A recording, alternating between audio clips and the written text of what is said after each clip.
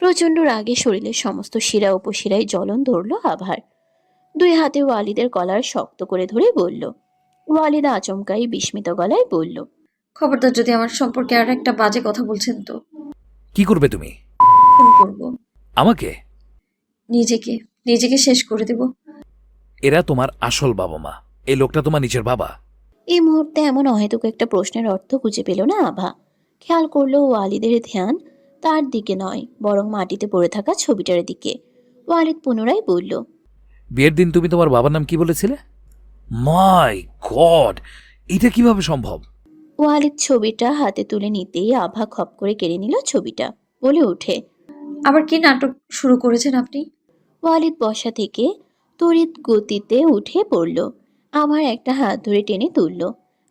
চলো, যেতে হবে। আমি আপনার সাথে কোথাও যাব না। তুমি যাও বা না যাও, আমি তো যাবই। আর হয়তোবা আজকে ওই বাড়ির কেউ মার্ডার হবে আমার হাতে। দুপুরের পরের সময় হওয়ায় খাওয়া দাওয়ার পর বিশ্রামে ছিল সবাই। তালুকদার বাড়ি পৌঁছে বার কয়েক গলা উঁচিয়ে সবাইকে ডাকতেই কিছুক্ষণের মধ্যে বসার ঘরে উপস্থিত হলো সবাই। ওয়ালিদের আচমকা এমন তোড়জোড় দেখে সকলেই অবাক।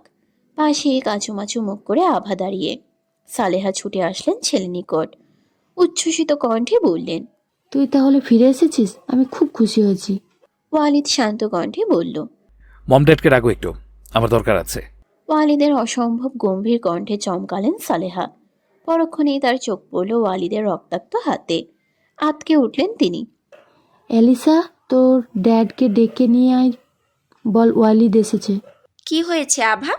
কোনো সমস্যা হয়েছে? ওয়ালিদকে এমন দেখাচ্ছে কেন? কম্পিত গলায় বললেন, তোর হাতে কি হয়েছে? দেখো কিভাবে রক্ত পড়ছে। ব্যান্ডেজ করিসনি কেন? মৌ, ফার্স্ট এড বক্স নিয়ে এসো, ফার্স্ট। শাওন এগিয়ে এসে বলল। অ্যালিসার সাহায্যে ধীর পায়ে নিচে নেমে এলেন ইমতিয়াজ। রুকুচকে তাকালেন ছেলের পানে। তাকে পাশের সোফায় বসানো হলো। ওয়ালিদ এগিয়ে গিয়ে ওনার সামনে হাঁটু মুড়ে বসল। ইমতিয়াজের অভিমানের পারদ ভারী হলো। উনি মুখ ঘুরিয়ে বললেন, এতদিনে তোর আমার কথা মনে পড়ছে। আমি বেঁচে আছি কিনা দেখতে আসছিস। সালেহা, ওকে বলে দাও ও যেন আমার কাছে না আসে। ওয়ালিদ মৃদু হেসে বলল। ড্যাড, তোমার অভিমান না হয় পরে দেখিও। আপাতত আমি অন্য একটা বিষয়ের জন্য এসেছি, খুব দরকারি। ইমতিয়াজ কৌতূহলী চোখে চাইলেন। ওয়ালিদ পকেট থেকে ছবিটা বের করলো। অতঃপর ইমতিয়াজের সামনে ধরল। ইমতিয়াজ দেখলেন ছবিতে তার বন্ধু হাবিব, তার স্ত্রী আর হাবিবের কোলে ছোট্ট একটা বাচ্চা। 1-1.5 বছর বয়স হবে। তিনি অবাক কণ্ঠে বললেন, এই ছবিটা তুই কোথায় পেলি? এটা তোর হাবিব আঙ্কেল, ওনার পরিবারের ছবি। তোদের হাবিবের ছবি তো আমি দেখিয়েছিলাম। ওর বড় মেয়েটাকে আমি ছোটবেলায় দেখেছিলাম। এই বাচ্চাটা ওর ছোট মেয়ে হবে নিশ্চয়ই। ওয়ালিদ বসা থেকে উঠে পড়ল। আফতাবের নিকট এগিয়ে গিয়ে ছবিটা তার সামনে ধরল। আঙ্কেল, আপনারও একমত? হাবিব তালুকদার আপনারও বন্ধু ছিল, তাই না? আফতাব শুকনো ঢোক গিলে। মুহূর্তে তার চোখ মুখ ফ্যাকাশে হলো। ওয়ালিদ বলল, কে? হাবিব তালুকদার? এটা তো আভার বাবা মা, আর আভার ছবি। ওনার নাম তো হাবিব আহমেদ। হাবিব তালুকদার আপনার জন্মদাতা পিতা। মো অবাক হয়ে বলল, কী সব বলছো বলো তো? আফতাব তালুকদার আমার বাবা, আর উনি তোমার সামনে দাঁড়িয়ে। উনি তালুকদার পরে হয়েছেন, আসলে উনি আফতাব আহমেদ। আর তোমার ভাষ্যমতে ছবিতে থাকা লোকটা যদি হাবিব তালুকদার হয় আর উনি আভার বাবা হন, তাহলে হাবিব আহমেদ কে? Answer me uncle. ছবিতে থাকা মেয়েটা যদি আভা হয়, তাহলে এই থেকে এটাই প্রমাণিত হয় যে আভাই হাবিব আঙ্কেলের সেই মেয়ে যাকে আমরা মৃত বলে জানি। যদিও হাবিব আঙ্কেলের মেয়ে আর মৌ ভাবির ছোট বোন হয়, তাহলে ও কেন এতিমের মতো বড় হয়েছে এতদিন? কেন ওকে আমরা ড্রাইভারের মেয়ে হিসেবে জানি? উত্তর দিন আঙ্কেল। উপস্থিত সবাই হতভম্ব হয়ে গেল। আফতাব ক্রমশ তরতর করে ঘামতে লাগলেন। বলার মতো ভাষা পেলেন না। মো অস্থির হলো অধিক। আফতাবের সামনে দাঁড়িয়ে জিজ্ঞেস করলো, ওয়ালিদ এসব কি বলছে আব্বু? আমি তোমার মেয়ে নই? বলো না। আর এই হাবিব তালুকদার কে? কথা বলছো না কেন তুমি? বাকিটা আমি বলছি মৌ। তোর আসল বাবা হাবিব তালুকদার। এই যে বাড়ি গাড়ি সম্পত্তি সব কিছুই তার। ওনার 2টা মেয়ে ছিল, একটা তুই, মৌনতা আর মিহিকা। একটা বিরল রোগে ওনার স্ত্রী মারা যাওয়ার পর ওষুধ তৈরি না কি জানি ঝামেলার কারণে ওনাকে খুন করা হয়। তবে সেই রাতে শুধু উনিই খুন হয়নি, সাথে তার বিশ্বস্ত ড্রাইভার আকেশ আর তার স্ত্রীও খুন হয়। হাবিবের ছোট মেয়ের বয়সী আকেশেরও একটা মেয়ে ছিল।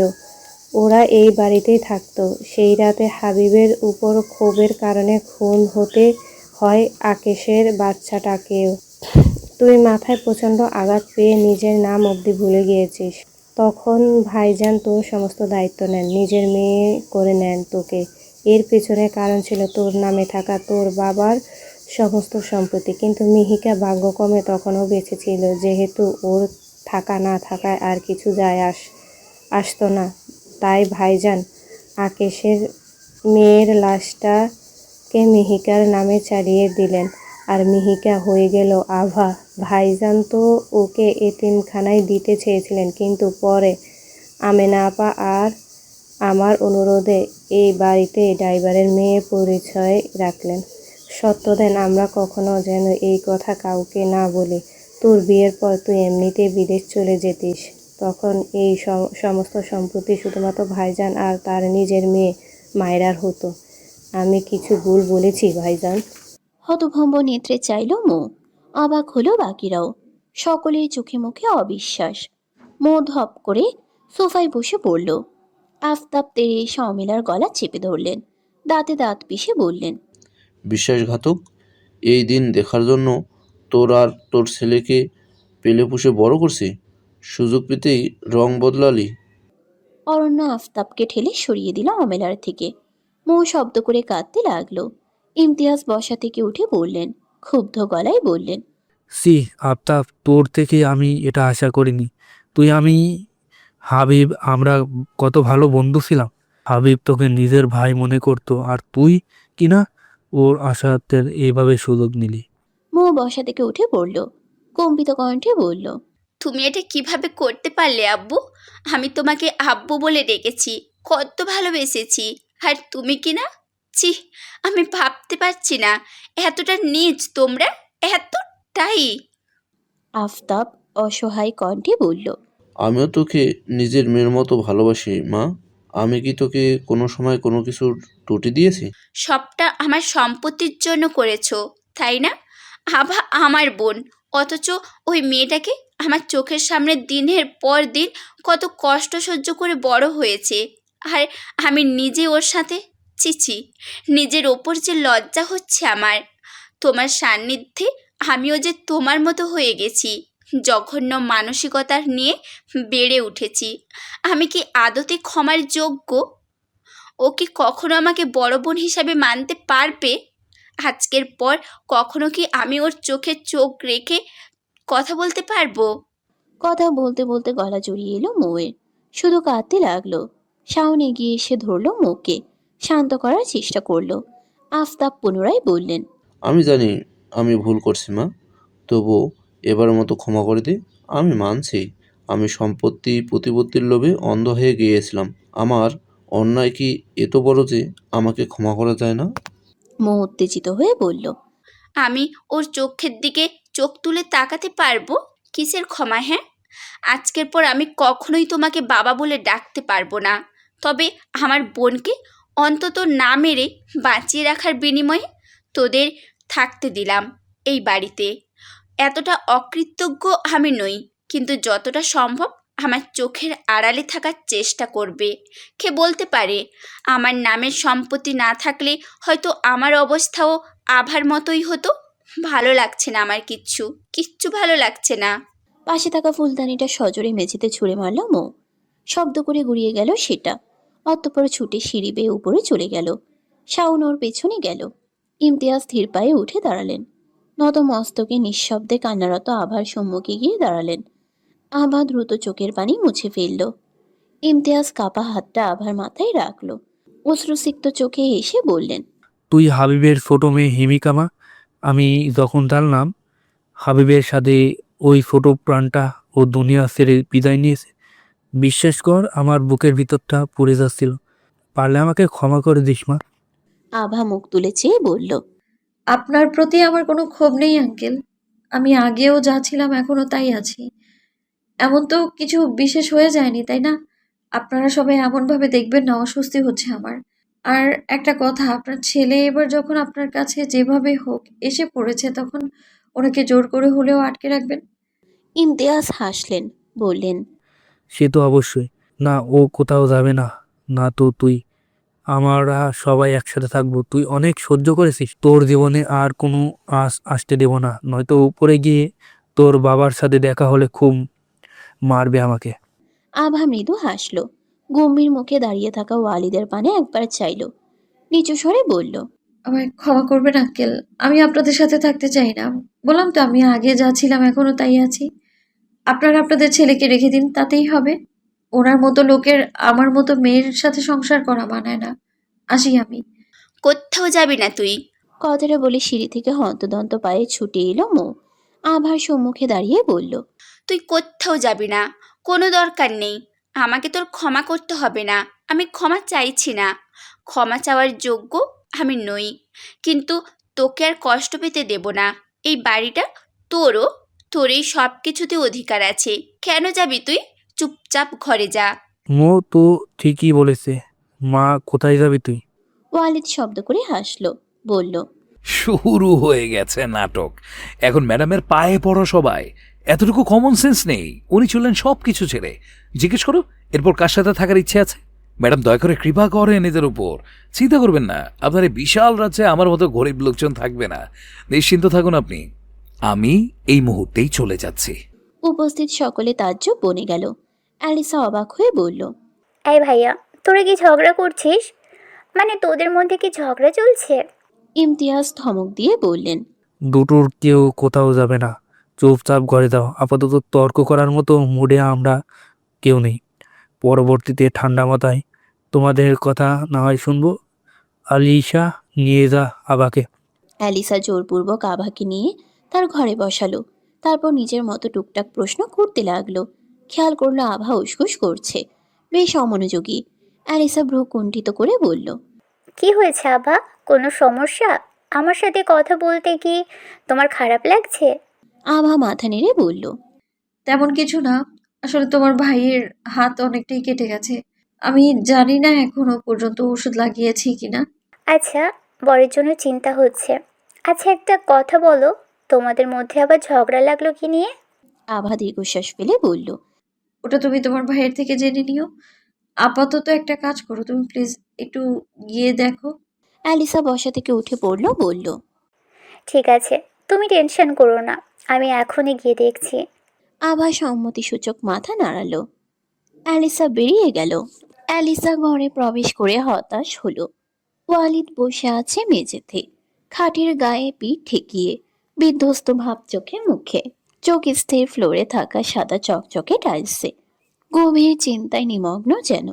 হাতটা দৃশ্যমান, সেখানে চকচক করছে ক্ষত। আশেপাশে রক্ত ছড়িয়ে ছিটিয়ে, কিছুটা শুকিয়েছে ও। আভার কথাই ঠিক। অ্যালিসা দীর্ঘশ্বাস ফেলে এগিয়ে এলো। ওয়ালিদের পাশে মেঝেতে বসতেই ধ্যান ভাঙল ওয়ালিদের। নিস্তেজ চোখে দৃষ্টি দিল অ্যালিসার উপর। মৃদু হেসে বলল, তুই এখানে কি করছিস? অনেকদিন না চালাতে পেরে দুঃখে ছিলিস মনে হয়। অ্যালিসা চমৎকার হাসি ছুড়ে দিয়ে বলল, হ্যাঁ, একদম তাই। তার আগে বলো, এতটা হাত কেটেছে, ব্যান্ডেজ করনি কেন? খুব কেয়ারলেস তুমি। বসো, আমি ওষুধ নিয়ে আসি। কোনো দরকার নেই, থাক না এমন, ভালো লাগছে। অ্যালিসা রুগ্ন গলায় বলল, এটা কেমন কথা? আচ্ছা, একটা কথা বলো, তোমার আবার সাথে ঝগড়া হয়েছে? তোকে কি ও পাঠিয়েছে? মোটেও না, আমি নিজে আসতে পারি না। ওয়ালিদ সম্মতিসূচক মাথা নাড়ল। মুখের হাসিটা মলিন হলো তার। চোখ মুখ আগের মতোই গম্ভীর হলো। অ্যালিসা পুনরায় বলল, আমার কথার উত্তর কিন্তু দিলে না। কি নিয়ে ঝগড়া করেছো? ও তোমার উপর এতটা রেগে আছে কেন? ওয়ালিদ নিস্তেজ গলায় বলল, ওকে মেরেছি, এই হাত দিয়ে মেরেছি। আমার জানি না কি হয়েছিল, মাথাটা প্রচন্ড গরম ছিল, বুঝতে পারিনি। হ্যাঁ, রাগ ছিল আমার, এখনো আছে, তবে বোধহয় গায়ে হাত তোলাটা ঠিক হয়নি। তুই জানিস আমার প্রচন্ড মাথা গরম হলে কিচ্ছু ঠিক থাকে না। আচমকাই কেমন খারাপ লাগছে আমার। তো যাও না, গিয়ে ক্ষমা চাইলেই তো মিটে যাই। পাশের ঘরেই তো আছে, যাচ্ছ না কেন? আর এমনিতেই কিছুক্ষণ পর এই ঘরেও চলে আসবে, তখন না হয় ক্ষমা চেয়ে মিটমাট করে ফেলো। আমি বরং ঔষধ লাগিয়ে দিই। আসছি, ওখানে বসো। উঠে চলে গেল অ্যালিসা। কয়েক মিনিটের মধ্যেই ফেরত এলো। ওয়ালিদের হাতে ঔষধ লাগিয়ে ব্যান্ডেজ করে দিল। ওয়ালিদ অবশ্য আর কোনো বিরূপ প্রতিক্রিয়া দেখালো না, না তো নিষেধ করলো। অ্যালিসা ভাবুক ভঙ্গিতে ওয়ালিদকে দেখলো কিছুক্ষণ, অতঃপর বলল, আভাকে কি পাঠাবো? কোনো দরকার নেই, আমি কারো কাছে ক্ষমা টমা চাইছি না। এটা কেমন কথা হলো? মেয়েটা ওই ঘরে বসে তোমার চিন্তা করছে, আর তুমি আমাকে ওই পাঠিয়েছে ওষুধ লাগাতে। কি যে করো না তুমি, সত্যি। তুই বেশি ঘ্যানঘ্যান না করে যা তো। যাচ্ছি। অ্যালিসা মুখ গোমরা করে বেরিয়ে গেল। ওয়ালিদ বসা থেকে উঠে পড়ল, বিছানায় গায়ে এলিয়ে দিয়ে চোখ বুঝল। আভা একটু পর ঘরে ঢুকে ঘুমন্ত ওয়ালিদকে পেল। একটা লম্বা গোসল শেষে আভা ও ওয়ালিদের পাশে শুয়ে পড়ল। সে রাতে আর কথা হলো না তাদের। পরের দিন সকালে ঘুমন্ত ওয়ালিদকে রেখেই পরীক্ষা দিতে চলে গেল আভা। ফিরে অবশ্য আর ওয়ালিদকে পেল না। অ্যালিসার থেকে জানতে পারলো ওয়ালিদ আগের চাকরিটা ছেড়ে দিয়েছে। এখন সে নতুন করে চাকরি খুঁজছে। নিজের যোগ্যতায় চাকরি করবে এইরূপ মনোভাব তার। ওয়ালিদ ফিরল দুপুরের পরে। আভার সাথে বার কয়েক দেখা হলো, তবে কেউ আগ বাড়িয়ে কারোর সাথে কথা বলল না। ওয়ালিদও যেন আভাকে দেখেও না দেখার ভান করে রইল। এভাবেই কাটলো কয়দিন। একই ঘরে থেকেও দুজনের মাঝে যেন একটা বিরাট প্রাচীর তৈরি হলো। কেউ কারো কাছে হাঁটতে রাজি নয়। আভার পরীক্ষা ইতোমধ্যেই শেষ। এই কয়দিন পরীক্ষার কারণে বেশ রাত জাগা পড়েছে। কোনো কোনো দিন তো পুরো রাত পড়েই অতিবাহিত হয়েছে। সেই রেশ ধরেই বোধহয় আজও ঘুমটা ভালো হলো না আভার। পুরো রাত শুধু চোখ বুজে রইল। মাঝে মাঝে অবশ্য ড্রিম লাইটের আলোয় পাশে গভীর ঘুমে বিভোর থাকা প্রাণীটিকেও দেখা হয়েছে, তবে খুব সাবধানে। যদি জেগে যায় তাহলে ভীষণ লজ্জার ব্যাপার। আবার প্রচণ্ড মন খারাপও হয়েছে। সারাক্ষণ কথা বলে কানের পোকা নাড়িয়ে দেওয়া মানুষটাকে কিনা এই কয়টা দিনে একটা বারেও ঠিকভাবে কথা বলতে দেখেনি। না তো সুন্দর সেই প্রাণখোলা হাসিটা দেখেছে, আর না তো লোকটা ঘুমানোর আগে জোর জবরদস্তি করে জড়িয়ে ধরে ঘুমিয়েছে। এইসব ভিতরে ভিতরে ভীষণ পোড়াচ্ছে আভাকে। কিন্তু কি করবে, তার নিজের আত্মসম্মান তাকে সমর্পণ করতে দেয় না। কি হয় তার নিজে থেকে সরি বললে। মসজিদে ফজরের আজান হতেই বিছানা থেকে নেমে পড়ল আভা। ওয়ালিদ স্বস্তির শ্বাস নিল। শুধু ঘুমের অভিনয় করে পড়ে থাকা তার কাছেও কষ্টসাধ্য। মেয়েটার তো সে সম্পর্কে ধারণা নেই। বেশ হয়েছে ঘুম হয়নি। ওয়ালিদের ঘুম হারাম করে নিজে ঘুমাবে, এটা ওয়ালিদ মানতে পারত না। তবে এভাবে আর কতদিন চলতে পারবে ওয়ালিদের জানা নেই। নামাজ শেষ করে বেশ খানিকক্ষণ বাগানে হাঁটাহাঁটি করে ড্রয়িং রুমে ঢুকলো আভা। সেখানে অ্যালিসা, মো আর সালেহা বসা। আভাকে দেখে মো হাসি মুখে বলল, তুই উঠে গেছিস? আমি ভাবলাম এখনো উঠিসনি। এদিকে আয় জলদি। আভা এগিয়ে যেতেই মো ওর হাত ধরে পাশে বসালো। সবাই শাওনের জন্মদিন নিয়ে কথা বলছে। আর কয়দিন বাদেই শাওনের জন্মদিন। তার জন্য মার্কেটে যাবে কেনাকাটা করতে। তবে এই কথা শাওনকে ঘুণাক্ষরেও জানতে দেওয়া যাবে না। এটাই প্ল্যান। ওয়ালিদও এসে বসলো খানিক বাদে। আভা উঠে রান্নাঘরে চলে গেল নাস্তা আনতে। ওয়ালিদ সালেহার কোলে মাথা রেখে শুয়ে পড়ল, যেটা ওর খুব পছন্দের একটা কাজ। সালেহা হাসতে হাসতে ছেলের মাথায় হাত বোলাতে লাগলেন। ওয়ালিদ আচমকাই বলল, আচ্ছা মম, একটা প্রশ্ন করব, মাইন্ড করবে না তো? সালেহা ভ্রু কুণ্ঠিত করে চাইলেন, বললেন, বল। আচ্ছা মম, আমি তোমাদের ছেলে নই এটা সত্যি, তাহলে আমার আসল বাবা মাকে আমার খুব জানতে ইচ্ছে হচ্ছে। সালেহার মুখটা মলিনতায় ছেয়ে গেল। ওয়ালিদ জবাবের আশায় চেয়ে সালেহা বললেন, আসলে তোর বাবা মাকে আমরা সত্যি জানি না। সেবার শাওনের জন্মদিনের কয়েকদিন পর তোর ড্যাড আর আমি শাওনকে নিয়ে একটা অনাথ আশ্রমে ঘুরতে গিয়েছিলাম, বাচ্চাদের জন্য কিছু গিফট খাবার নিয়ে আর কি। ওই দিন ছোট্ট একটা শিশুকে তোকে ওখানে আনা হয়। তখন তোর বয়স আনুমানিক 3 থেকে 4 দিন হবে। খুব কাঁদছিলিস দেখে আমার মায়া হলো, তাই কোলে নিলাম। একটু হাঁটাহাঁটি করতেই তুই চুপ। তখন ছোট্ট শাওন আমার কাছে এসে জিজ্ঞেস করলো, আম্মু এটা গার্লস নাকি বয়? আমি বললাম বয়। বলল, তাহলে ব্রাদার্স। আচ্ছা মম, আল্লাহ ওকে এত দেরি করে কেন পাঠালো? আমি সেই আমার জন্মদিনের দিন একটা ব্রাদার্স অথবা সিস্টার চেয়েছি। ও কি এবার আমাদের সাথে থাকবে? কেন জানি না, আমার মনে হলো তোর আমার সাথেই থাকা উচিত। তোর বাবাও অমত করলো না। পরে কথাবার্তা বলে অফিসিয়ালি তোকে দত্তক নিলাম আমরা। তারপর থেকে তুই আমাদের জান হয়ে গেলি। তোর জন্ম আমার পেট থেকে না হলেও আমার সন্তান হিসাবে হয়েছে। তুই আমার সন্তান। ওয়ালিদ অশ্রুসিক্ত চোখে হাসল। চোখের পানি বাঁধ ভাঙার আগে মুছে ফেলল সেটা। প্রসঙ্গ পাল্টাতে বলল, তোমরা মার্কেটে যাবে তো? চলো, আমি নিয়ে যাব। সকালে নাস্তা শেষে অ্যালিসা, আভা, মো, সালেহা সবাই মিলে ওয়ালিদের সাথে মার্কেটে গেল। বেশ অনেক কিছু কেনাকাটার পর ফিরল দুপুরের পর। অ্যালিসার ঘরে বসে সমস্ত জিনিস পুনরায় দেখতে লাগলো ওরা। ওয়ালিদ নিজের ঘরে ফিরে গেছে। আমার মনটা ভালো না। এক প্রকার জোরপূর্বক বসে আছে সে। মার্কেটে যাওয়া, ঘোরা থেকে শুরু করে বাড়ি ফেরা, ওয়ালিদের আচরণ ছিল নিয়ম মাফিক। ভুল করেও আভাকে দেখেনি। আবার আজকাল প্রচন্ড রাগ হয়। ওয়ালিদের এমন নির্লিপ্ত ব্যবহার ভীষণ পীড়া দেয়। আমার মনে হয় সব দোষ তার। কিন্তু আদতে কি সব দোষ তার? যেখানে ক্ষমা চাওয়া উচিত ওয়ালিদের, সেখানে আভা কেন কথা বলতে যাবে? এটা ভেবেই অভিমানের পাল্লা ভারী হয় তার। মুখ খেয়াল করলো বোধহয় আভার উদাসীনতা। বলল, কি রে আভা, কি ভাবছিস এত? আভা সজাগ হয়ে বলল। তেমন কিছু না। মো তিনটা একই শাড়ি বের করে বলল, এখান থেকে একটা আজকে পরবি, আমিও পরবো, আর আলিসাও। বিকেলের দিকে সবাই মিলে ফুচকা খেতে যাব। এখন সবাই যাই, তবে গোসল করতে হবে, গাটা ঘিন ঘিন করছে। আভা মৃদু মাথা নাড়ল। মো বেরিয়ে গেল।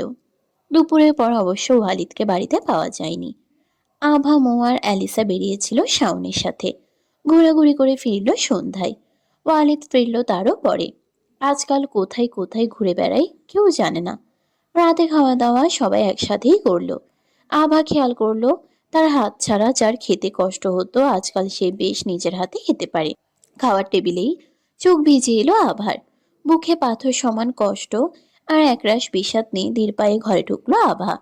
ওয়ালিদ বিছানায় আছোয়া হয়ে বসা, ফোনে কিছু করছে। আবার পানে এক পলক চেয়ে পুনরায় দৃষ্টি ফিরিয়ে নিল ফোনে। আবার গা জ্বলে উঠে। একটা টিপ পড়লেও যে ছেলে হা করে তাকিয়ে থাকতো সে আজকে সামনে দিয়ে শাড়ি পরে ঘুরঘুর করলেও দেখছে না। প্রচন্ড রাগ থেকে শাড়ি মেলে দেওয়া আঁচলটা কাঁধে তুলে নিল। ড্রেসিং টেবিলের সম্মুখে দাঁড়িয়ে চুল আঁচড়াতে লাগলো। হাত উছিয়ে চুল খোপা করতে ব্যস্ত হতেই উন্মুক্ত হলো অনাবৃত মেথিন ফর্সা উদর। ওয়ালিদ আর চোখে মনোযোগ সহকারে সবটাই দেখছিল। শাড়ি পরা রমণীকে অন্যরকম স্নিগ্ধ লাগছে, চোখ ধাঁধিয়ে যাচ্ছে। আচমকা চোখের সামনে অনাকাঙ্ক্ষিত কিছু উন্মুক্ত হতেই চোখ দুটো মিনিটের জন্য বুঝে নিল।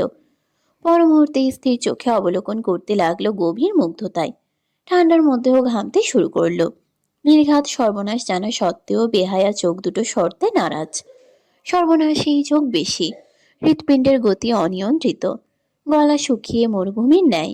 ওয়ালিদ আর তাকাতে পারল না। আভার অভিমুখে পিঠ করে শুয়ে পড়ল। মনে মনে প্রচন্ড বিরক্তি কাজ করছে মেয়েটার উপর। শাড়ি পরার মতো ফাউল বুদ্ধি কে দিয়েছে তাকে? ক্ষণিক বাদে আভাও লাইট অফ করে ওয়ালিদের দিকে পিঠ করে শুয়ে পড়ল।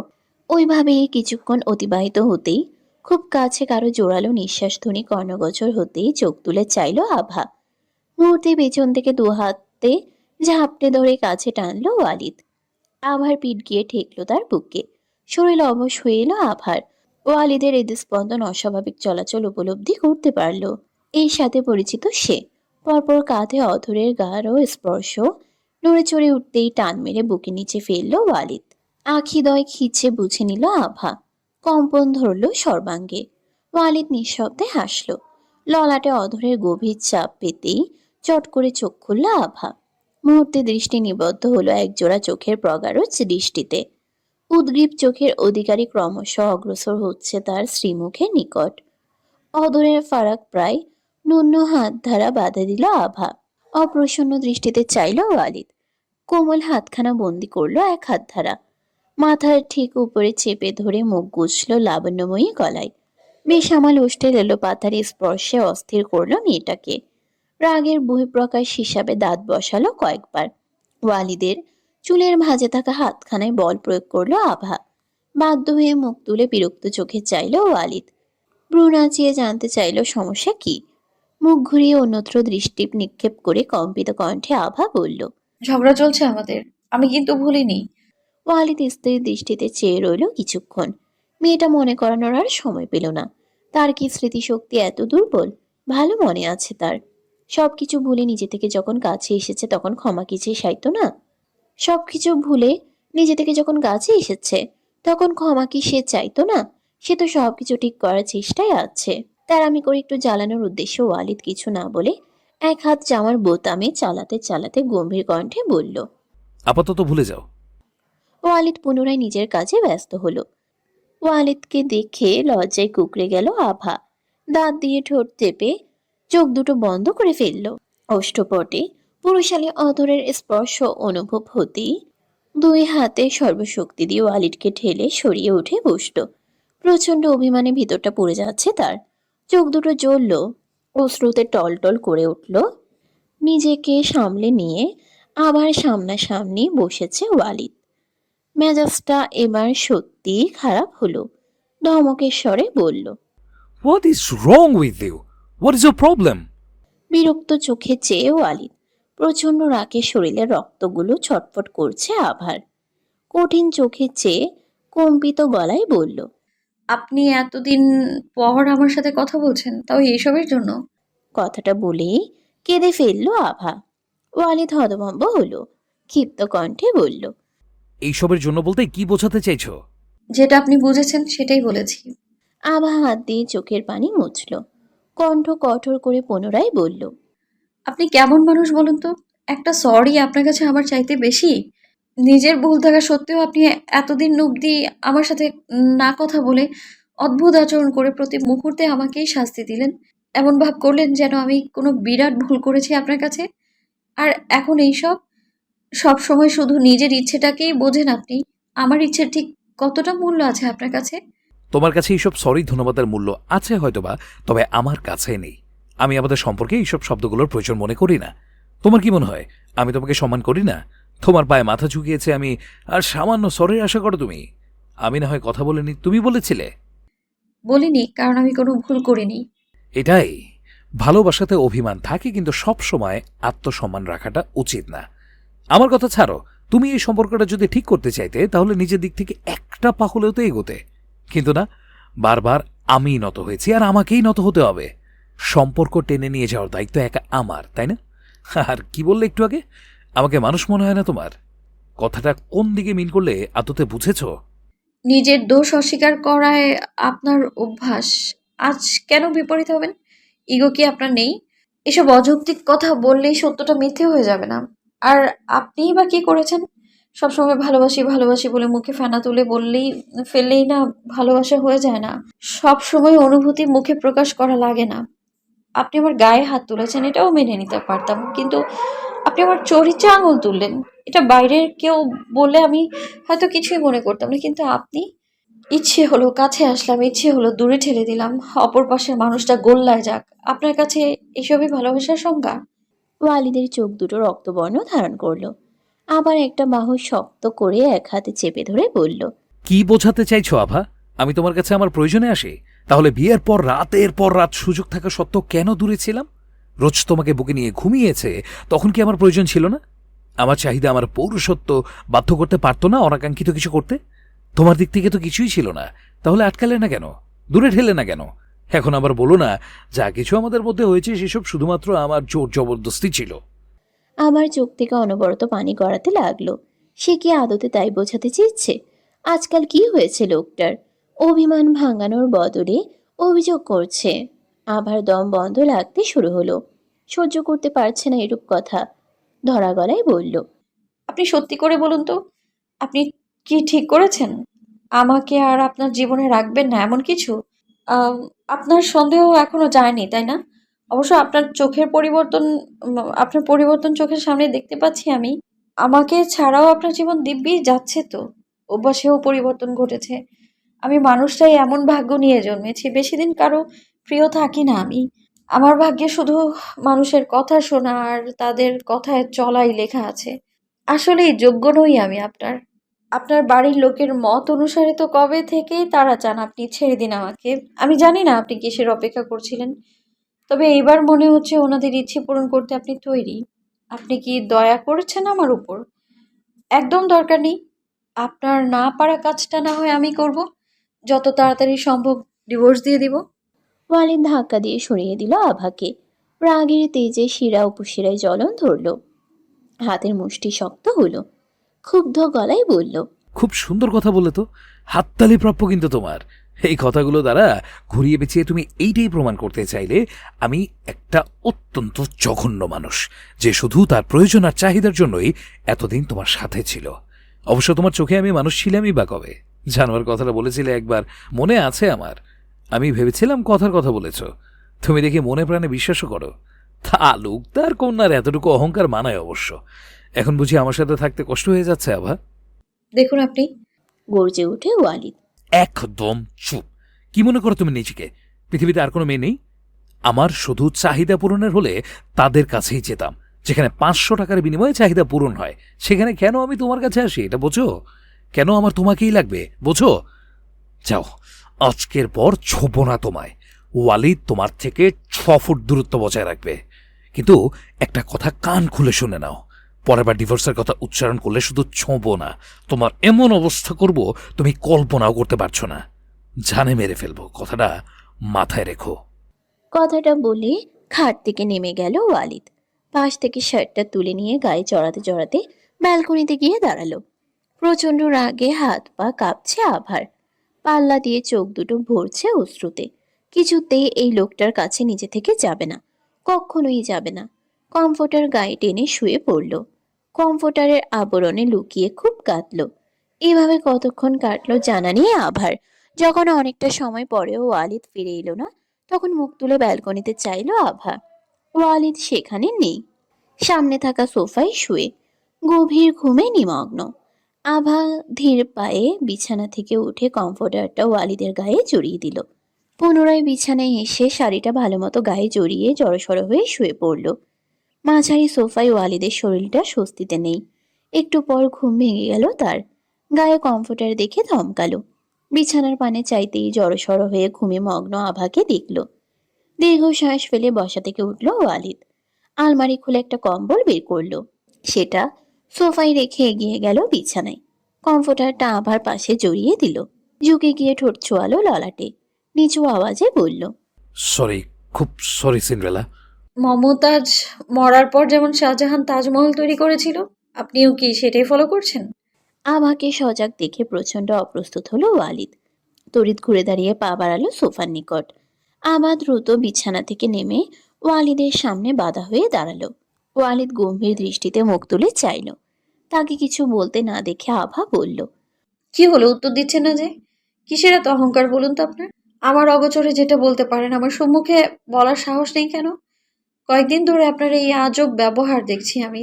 ওয়ালিদ ভ্রুকুচকে একবার আভাকে দেখল, বলল, তোমার সম্মুখেই বলতে চেয়েছিলাম, কিন্তু এতদিনেও তুমি আমাকে বিন্দুমাত্র চিনতে পারোনি আভা। আজকে আমার নিজেকে পৃথিবীর সবচেয়ে মূল্যহীন একটা বস্তু মনে হচ্ছে, যার বাবা মা তাকে ফেলে দিয়েছে, যার পুরো পৃথিবীতে আপন বলতে কেউ নেই, যাকে বোঝারও কেউ নেই। তবে আমি খুব করে চেয়েছিলাম অ্যাটলিস্ট তুমি আমাকে বোঝো, আমার একরাশ বিষণ্ণতার একটু হলেও উপশম হও, আমার ভেতরে জ্বালা পড়ার একটু হলেও আরোগ্য হও। কিন্তু তুমি, যাই হোক, সরি শুনতে চাও তো? ভীষণ সরি। আমি সব ভুল আমার, সব দোষ আমার। সরো সামনে থেকে। একদম নাটক করবেন না। আপনার সরি আপনার কাছেই রাখুন। এত সহজে আপনার ক্ষমা নেই। তার আগে বলুন, কি চলছে আপনার মাথায়? কি হয়েছে আপনার? আপনার কি মনে হয় আমি আপনাকে একটুও বুঝি না?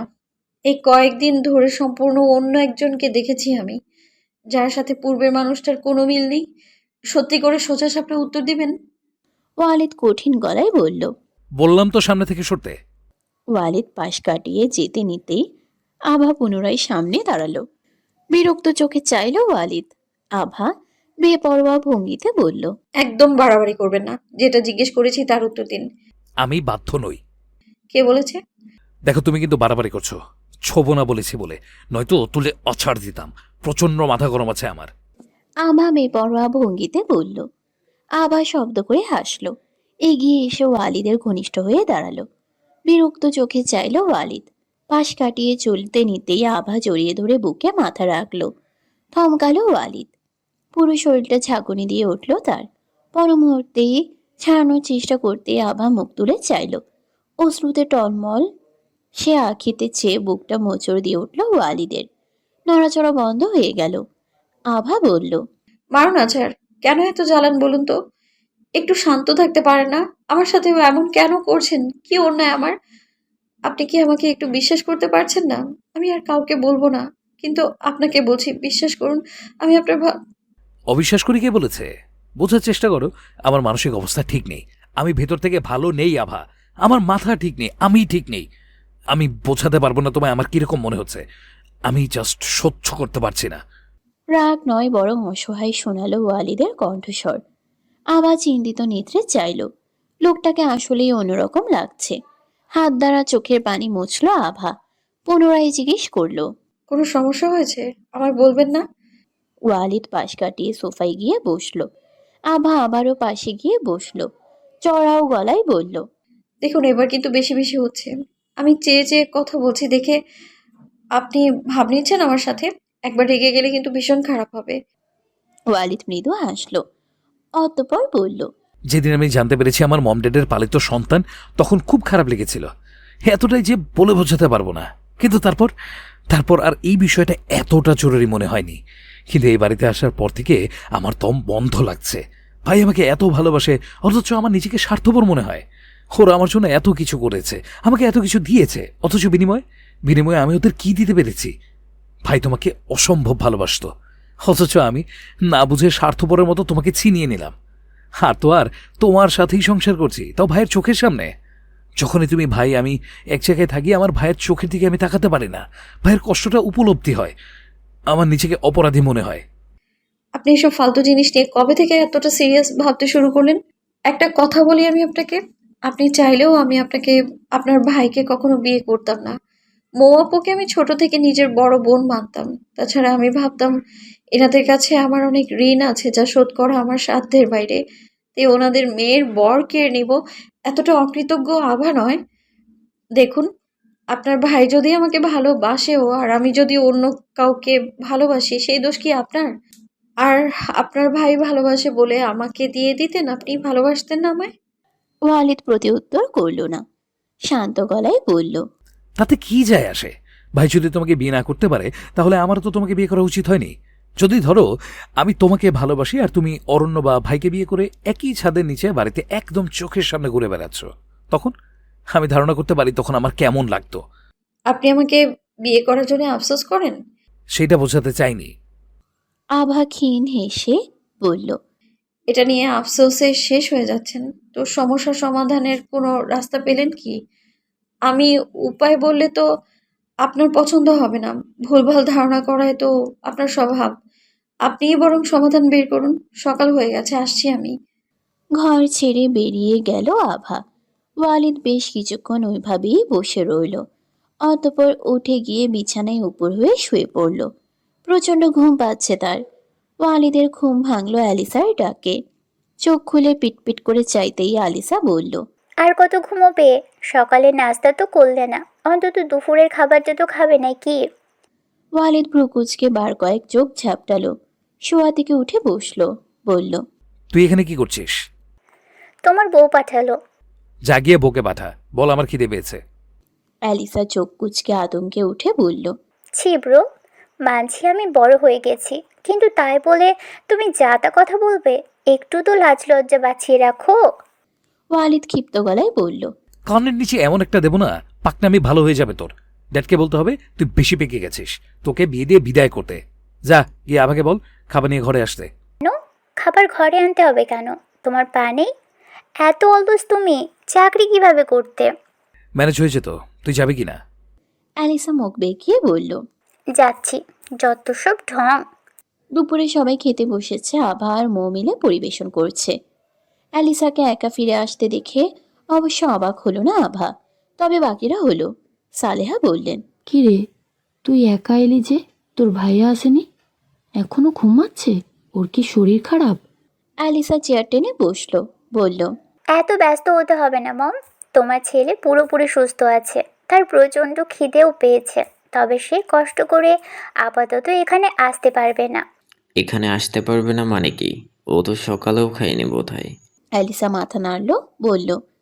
আসতে পারবে না, কিন্তু খাবে ঠিকই। আভাকে এখনই খাবার নিয়ে যেতে বলেছে। ও তাই বল। আর আভা কি সম্পর্কে তোর বড় হয় ভাবি রাখবে। কথাটা বলে শাওন পুনরায় খাওয়ায় মনোযোগ দিল। আভা খাবার বেড়ে নিয়ে ঘরে ঢুকতেই দেখলো ওয়ালিদ খাটের উপরে বসা। এগিয়ে গেল ওয়ালিদের নিকট। প্লেটটা সামনে রাখতেই বিরক্ত চোখে চাইল ওয়ালিদ। বলল, এখন কি খাওয়ানোর জন্য আলাদা করে ইনভাইটেশন দিতে হবে? আভা বিরক্ত গলায় বলল, আপনার হাত নেই? আন্টি নিচে ছিল তো, অপেক্ষা করছিল আপনার। ওনাকে এভাবে নিরাশ কেন করলেন? এতদিন তো ওনার হাতেই খেতেন, আজ হঠাৎ কি হলো আপনার? তোমার হাতে খাওয়া বন্ধ করার পর জিজ্ঞেস করতে ইচ্ছা হয়নি তোমার? তোমাকে এত বুঝতে কে বলেছে? এবার কি বাংলা সিনেমার মতো শাশুড়িকে নিয়ে জেলাস হচ্ছ? দেখো, আমি বউকে খুশি করার জন্য মাকে কষ্ট দিতে পারবো না। রাতে ঠিকই মমের হাতে খাবো। গরম চোখে চাইল আভা। বলল, এসব বাজে কথা আপনাকে কে বলেছে? হ্যাঁ, অসভ্য লোক একটা। অনেকদিন পর নিচে নিকনেম শুনে ভালো লাগছে। নাও শুরু করো, প্রচন্ড খিদে পেয়েছে আমার। আভা আর কথা বাড়ালো না। যত কথা বাড়াবে ততই সময় নষ্ট হবে। ওয়ালিদের মুখোমুখি বসে খাওয়াতে লাগলো। ওয়ালিদ জিজ্ঞেস করলো। তুমি খেয়েছো? আভা না বোধক মাথা নাড়ল। খাওনি কেন? ঠিকমতো খাও না, ঘুমাও না, সমস্যা কি তোমার? দিন দিন চেহারার কি হাল হচ্ছে দেখেছো? ডার্ক সার্কেল হয়ে গেছে। না ঘুমালে এমনই হয়। এত পরে বিশ্ব জয় করবে তুমি? নাকি প্ল্যান আরো বড়, যে রাতের ঘুম উড়ে গেছে? ঘুমালে সুবিধা হয় আপনার? আমার তো জাগিয়ে রাখতে পারলে সুবিধা হয়। আভা গরম চোখে তাকাতেই শব্দ করে হাসলো ওয়ালিদ। অনেকদিন পর বোধহয় এভাবে হাসতে দেখলো আভা। মুগ্ধ হয়ে চোখ সরাতে পারল না। তখনই ওয়ালিদ বাঁ চোখ টিপ দিল। আভা চোখ সরিয়ে নিয়ে বলল, অসভ্য, অভদ্র। ওয়ালিদ আরো জোরে হাসলো। খাওয়ানো শেষ করে উঠতেই চোখ দুটো আধার হয়ে আসলো আভার। মাথাটা ঘুরিয়ে উঠেছে। এক হাত মাথায় দিয়ে ধপ করে বসে পড়ল খাটে। ওয়ালিদ অবাক হয়ে বলল, হয়েছেটা কি? হঠাৎ মাথাটা ঘুরিয়ে আসলো, সমস্যা না আমার, এমন হয় প্রায়। আজব কথা বলছো। কবে থেকে হচ্ছে এমন? আগে বলনি কেন আমাকে? আভা বসা থেকে উঠে বলল, এটা আমার সাথে অনেক আগে থেকেই হয়। এটা এমন কোনো বড় বিষয় না, তবে এই কয়দিন একটু বেশিই হচ্ছে। যা হচ্ছে আপনার জন্য হচ্ছে। যত দোষ নন্দ ঘোষ, তাই না? আমি কি করেছি? আমার ঠিকঠাক খাওয়া দাওয়া মাথায় উঠেছে কার জন্য? আপনার এই ঝগড়া ঝগড়া খেলার জন্য কতটা কষ্ট পেয়েছি আমি এই কয়দিন, তার ধারণা আছে আপনার? তার উপরে কি? কিছু না, যেতে হবে আমায়, খিদে পেয়েছে আমারও। কথাটা বলে বেরিয়ে গেল আভা। হতভম্ব হয়ে বসে রইল ওয়ালিদ। রাত প্রায় 12টার কাছাকাছি। সালেহা, অ্যালিসা, ওয়ালিদ, আভা সবাই অপেক্ষা করছে অ্যালিসার ঘরে। কালকে শাওনের জন্মদিন। রাত 12টার সময় উইশ করার অপেক্ষায় সবাই। কেক আর বাকি সরঞ্জাম নিয়ে মৌদের ঘরের দরজায় বার কয়েক টোকা দিতেই দরজা খুলে দিল মৌ। শাওন তখনও ঘুমিয়ে। ঘড়ির কাঁটা 12টার ঘর ছুতেই সবাই মিলে চেঁচিয়ে উঠল। শাওন উঠে বসে সবাইকে দেখে যা বোঝার বুঝে গেল। অতঃপর উইশ করা শেষ হতেই কেক কাটা হলো। সালেহা, ওয়ালিদ, অ্যালিসা, মৌ সবাইকে কেক খাওয়ানো শেষে শাওনের চোখ পড়ল জড়সড় হয়ে দাঁড়িয়ে থাকা আভার পানে। শাওন অবশ্য এত কিছু ভাবল না। সবার মতোই আবার মুখের সামনেও কেক ধরল। আবার একটু সংকোচ বোধ হলো। মৌ হাসি মুখে ইশারা করলো খাওয়ার জন্য। শাওন বলল, কি হলো, হা করুন, অল্প একটু তো নিতেই হবে। ওয়ালিদের হাতের মুঠি শক্ত হলো। বিষয়টা খুবই স্বাভাবিক, তবুও কেমন অস্থির লাগছে ওর। আভা উপায় না পেয়ে অবশেষে খেলো কেক। ওয়ালিদের শিরা উপশিরায় জ্বলন ধরলো যেন। প্রচন্ড রাগ হচ্ছে তার। নিজেকে যতটা সম্ভব সামলানোর চেষ্টা করলো। শাওন সরে গেছে আভার নিকট হতে। মৌয়ের পাশে গিয়ে দাঁড়ালো। বেশ কিছু কথোপকথনের পর সবাই বেরিয়ে গেল ঘর থেকে। শাওন দরজা বন্ধ করে আসতেই মৌকে নিচু মস্তকে দাঁড়িয়ে থাকতে দেখলো। শাওন এগিয়ে বলল, কি হয়েছে মো, কোনো সমস্যা? না তো। আপনি খুশি হয়েছেন? শাওন মাথা নাড়ল। বলল, অবশ্যই, আমি তো ভুলেই গিয়েছিলাম। তোমরা এত কিছু করেছো, আমি তো ভাবতেই পারছি না। বরাবরই জন্মদিন আমার অনেক ভালো লাগে, গিফট পাওয়া যার। আপনি এত বড় হয়েও এসব ভাবেন? হুম, অবশ্যই। কালকে দেখার পালায় কি কি উপহার আসে। তুমি কি দিবে বলো তো? সেটা তো এখন বলবো না, সারপ্রাইজ। শাওন সম্মতিসূচক মাথা নাড়ল। চট করে মৌকে কোলে তুলে নিতেই হতভম্ব নেত্রে চাইল মৌ। শাওন বলল, ওটা অনেক বড় গিফট, আপাতত ছোটখাটো দিয়ে মন ভরাই, কি বলো? মৌ হাসলো, সঙ্গে শাওনও। ঘরে ঢুকতেই দরজাটা শব্দ করে বন্ধ করলো ওয়ালিদ। এত জোরে শব্দ হলো যে রীতিমতো কেঁপে উঠল আভা। ওয়ালিদ ওসবে পাত্তা দিল না, গটগট পায়ে বিছানায় গিয়ে শুয়ে পড়ল। কোনো কিছু বোধগম্য হলো না আভার। ধীর পায়ে ওয়ালিদের পাশে গিয়ে শুয়ে পড়ল। দুজনের মধ্যে ফাঁক খুব একটা না হওয়ায় চট করে সরে গেল ওয়ালিদ। আভা অবাক নেত্রে চাইতেই ওয়ালিদ গম্ভীর গলায় বলল, ছোবো না বলেছিলাম না, তাই দূরত্বটা বজায় রাখছি। এইভাবে তাকানোর কিছু নেই, চুপচাপ ঘুমিয়ে পড়ো। ওয়ালিদ মুখ ঘুরিয়ে অন্যদিকে তাকালো। পেট ফেটে হাসি পেল আভার, তবুও নিজেকে সংযত করে বলল, সে তো বুঝলাম, কিন্তু আপনি কি রেগে আছেন? না তো। তাহলে আমার দিকে তাকিয়ে কথা বলুন। মুখ ফিরিয়ে শুয়ে আছেন কেন? আপনার কণ্ঠটাও তো কেমন যেন লাগছে। আমি মোটেও রেগে নেই। আভা আচমকা চিৎকার করে উঠল, বলল, উফ, আমার চোখ জ্বলছে, কি জানি পড়লো। ওয়ালিদ তড়িঘড়ি করে সেদিকে চাইল। একটা চোখে হাত দিয়ে রেখেছে আভা। ফোনের টর্চ অন করে আভার উপর ঝুঁকল। চোখের কাছে টর্চ ধরে বলল, কি হয়েছে? কই হাত ছড়াও, দেখতে দাও আমাকে। আভা হাতটা সরিয়ে ওয়ালিদের কলারে রাখল। ওয়ালিদ সেদিকে বিশেষ গুরুত্ব দিল না। চোখের উপরে ঝুঁকে ফোঁ দিতেই ওর গালে টুপ করে ঠোঁট ছোঁয়ালো আভা। হতভম্ব চোখে চাইল ওয়ালিদ। ওর মনে হলো ও কোনো স্বপ্ন দেখছে। কাজটা করেও বেজায় লজ্জায় পড়ল আভা। হৃদস্পন্দনের চলন দ্রুত হলো। গাল দুটো লজ্জায় রক্ত জবার ন্যায় লাল হয়ে উঠল। ওয়ালিদ গা ছাড়া ভাব নিয়ে বলল, তোমার চোখ বোধে ঠিক হয়ে গেছে সোনামণি। ওয়ালিদ সরতে নিতেই আভা আরেকটা হাত ওয়ালিদের কাঁধে রাখল। আভার মুখটা ঘোরানো অন্যদিকে। লজ্জায় চোখ তুলে চাইতে পারছে না। তা দেখে এবার হাসি পেল ওয়ালিদের। হাসিটা গিলে নিয়ে বলল, তোমার কি আজকেও ভয় লাগছে? আভা বুঝলো ইচ্ছা করে তাকে খেউচাচ্ছে। ছেড়ে দিল ওয়ালিদকে। ক্ষুব্ধ কণ্ঠে বলল, জানতো আপনি, মোটেও ভয় লাগছে না আমার। আমি কি কোনো বাচ্চা নাকি? আর কখনো যদি 6 ফুটের লাইন অতিক্রম করার চেষ্টা করেন না, তাহলে ভীষণ খারাপ হবে। বদলোক একটা। ওয়ালিদ শব্দ করে হাসল। খপ করে আভার গায়ের ওড়নাটা ছুঁড়ে ফেলে একটা হাতে আঙ্গুল গুজে মুখ ডোবালো নিখুঁত মোলায়েম গোলায়। বার কয়েক ঠোঁট চুইয়ে ক্ষীণস্বরে বলল, খারাপ তো এইবার হবে, তোমার ভাবনার চেয়েও বেশি হবে। ফজরের আজান ভেসে বেড়াচ্ছে বাসাতে। পাখিদের কিচিরমিচিরে মুখরিত চারিপাশ। ভোরের আলো ফুটছে সবে। সদ্য গোসল করা পানিতে সিক্ত কেশ নিয়ে সিসার সম্মুখে দাঁড়ালো আভা। চুল মুছতে মুছতে বার কয়েক নিজেকে পরখ করলো। ঠোঁটের কাজটা জ্বলছে খুব। ওয়ালিদের পানে দৃষ্টি যেতেই দেখলো সে উপর হয়ে গভীর তন্দ্রায় ডুবে। মুখের অর্ধেক অংশ বালিশে ঢাকা। আভা এগিয়ে গেল ওয়ালিদের নিকট। মুখের সামনে সামান্য ঝুঁকে বলল, আপনি আবার ঘুমাচ্ছেন? ওয়ালিদের বোধহয় কর্ণগোচর হলো না। আবার মাথায় দুষ্ট বুদ্ধিরা ভর করলো। চুল থেকে পানি হাতে নিয়ে ওয়ালিদের মুখে ছিটিয়ে দিতেই চোখ মুখ কুচকে ফেলল সে। আভা পুনরায় একই কাজ করতেই চোখ না খুলেই বলল, সকাল সকাল বিরক্ত করছো কেন সোনামণি? সারা রাত জ্বালাতন করে শান্তি হয়নি তোমার? ঘুম জড়ানো কণ্ঠ ওয়ালিদের। অবাকতায় ঠোঁট দুটো কিঞ্চিত ফাঁকা হলো আভার। বলে কি এই লোক? মৃদু হেসে বলল, আপনার মুন্ডু। চুপচাপ উঠে পড়ুন। আবার কেন ঘুমাচ্ছেন? ওয়ালিদ পিটপিট করে আঁখি মেলে চাইল আবার পানে। ব্রুজোড়া কুঞ্চিত করে বলল, এত সকালে উঠে কি করব? তুমি বা উঠছো কেন? এই তোমার কি ঘুম টুম পায় না নাকি? এসো তো, তুমিও শুয়ে পড়ো। ওয়ালিদ এক হাত বাড়াতেই সরে দাঁড়ালো আভা। আতঙ্কে উঠে বলল, না না, অনেক কাজ আছে আমার। আপনার মতো পড়ে পড়ে ঘুমানোর মতো সময় মোটেও নেই আমার। কি গাছ? আপনার ভাইয়ের জন্মদিন আজকে, বাড়িতে অনুষ্ঠান আছে, অনেক মানুষ আসবে। আপনি কিভাবে ভুলে গেলেন বলুন তো? ওয়ালিদ প্রতিউত্তর করল না। ধপ করে শোয়া থেকে উঠে বসলো। হাত দিয়ে ইশারা করে বলল, এদিকে এসো, কথা আছে আমার। আমি ধরে নিয়ে আসলে খুব খারাপ হতো তোমার জন্য। আভা এগিয়ে যেতেই টান মেরে কোলে বসালো ওয়ালিদ। হক চুকিয়ে তাকালো আভা। ওয়ালিদ শক্ত করে কোমর জড়িয়ে ধরে।